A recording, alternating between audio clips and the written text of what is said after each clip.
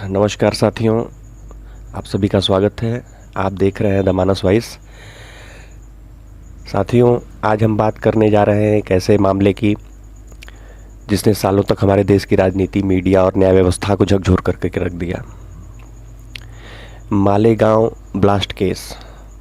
और अब कोर्ट का साफ कहना है कि यूएपीए लगाना ही गलत था, यानी कि इस पूरे केस की नींव झूठ पर ही रखी गई थी, एक साजिश के तहत, कांग्रेस की साजिश, जो आज मैं आपको बताऊंगा।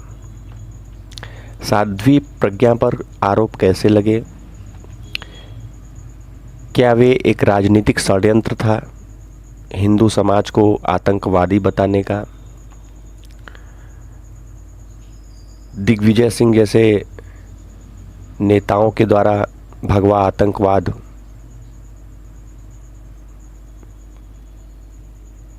कहना, और इसके पश्चात कोर्ट ने क्या कहा और ये फैसला देश के लिए कितना महत्वपूर्ण है।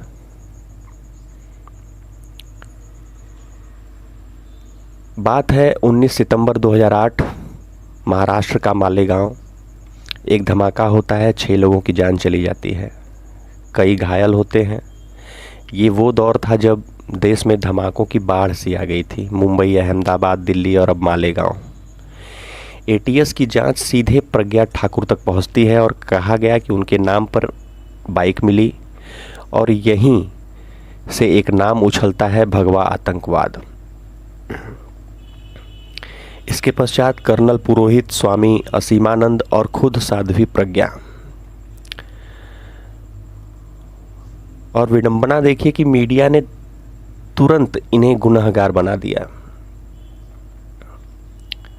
ये एक राजनीतिक साजिश थी। उस समय देश में यूपीए सरकार थी, गृह मंत्री थे पी चिदम्बरम, जिन्होंने एक शब्द गढ़ा, हिंदू टेरर। जैसा कि आज के डेट में राहुल गांधी बोलते हैं ना संसद में, हिंदुत्व को लेकर के तमाम ऊंची ऊंची बातें करते हैं, हिंदू और हिंदुत्व को लेकर के। सोचिए कि क्या किसी और धर्म के साथ ऐसा किया गया होता, क्या आतंकवाद को किसी धर्म से जोड़ा जाना चाहिए? नहीं, पर ऐसा किया गया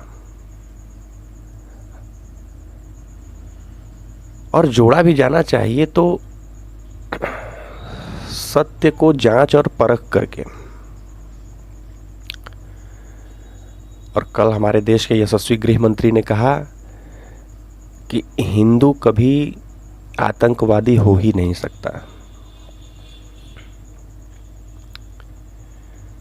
राजनीति के तहत एक एजेंडा चलाया गया, बहुसंख्यक समाज को कटघरे में खड़ा करना, सनातन संस्कृति को बदनाम करना और चुनावों के लिए नैरेटिव तैयार करना।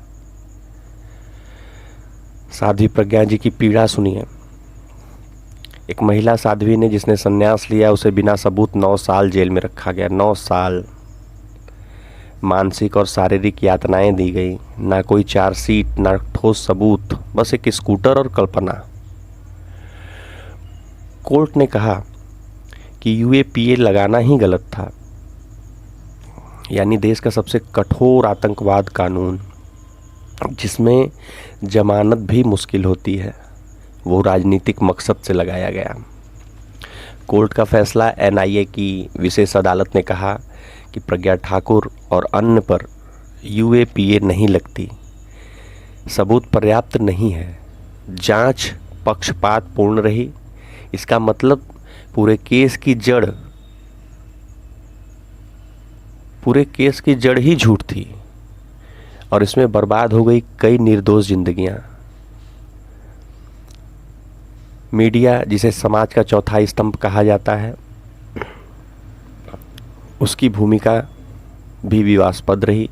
उसने तुरंत प्रज्ञा ठाकुर को, कर्नल पुरोहित को, सभी को, जितने भी आरोपी थे, सभी को तुरंत सिद्ध कर दिया कि हाँ, ये आरोपी हैं।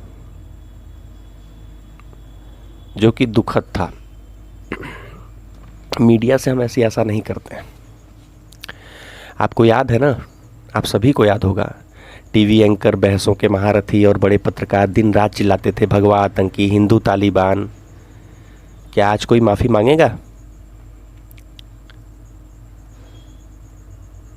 क्या वो एंकर आज कहेंगे कि हमसे गलती हुई थी? साथियों, अब सवाल उठता है कि क्या कोई मुस्लिम आरोपी 9 साल जेल में बिना सबूत रह सकता था? क्या मीडिया उसे इस्लामी आतंकी कहता? क्या कांग्रेस पार्टी सफाई देगी इस पर? क्या कोई मानवाधिकार संगठन बोलेगा? या कांग्रेस की तरफ से उनके राष्ट्रीय अध्यक्ष माफ़ी मांगेंगे? और क्या उनके माफ़ी मांगने से प्रज्ञा ठाकुर का वो 9 साल वापस आ जाएगा? नहीं, क्योंकि ये एक राजनीति थी, कानून की प्रयोगशाला में बनाया गया एक झूठा नैरेटिव। आज अगर कोर्ट ने साध्वी प्रज्ञा जी को बरी किया है तो ये सिर्फ उनका नहीं, पूरे भारत का न्याय है, हम सभी का न्याय है, हम सभी सनातनियों का न्याय है। ये उस राजनीति की हार है जिसे बहुसंख्यकों को आतंकी साबित करने की कोशिश की। अब समय है सच को स्वीकारने का, ऐसे झूठे नैरेटिव को हमेशा के लिए नकारने का। अगर आप सभी को लगता है कि ये केस भारत की आत्मा पर हमला था तो इस वीडियो को ज़रूर शेयर करिए और कमेंट में बताइए कि क्या भगवा आतंकवाद शब्द गढ़ने वाले को माफ़ किया जाना चाहिए या नहीं। मिलते हैं साथियों अगले राष्ट्रवादी वीडियो में। जय हिंद, भारत माता की जय।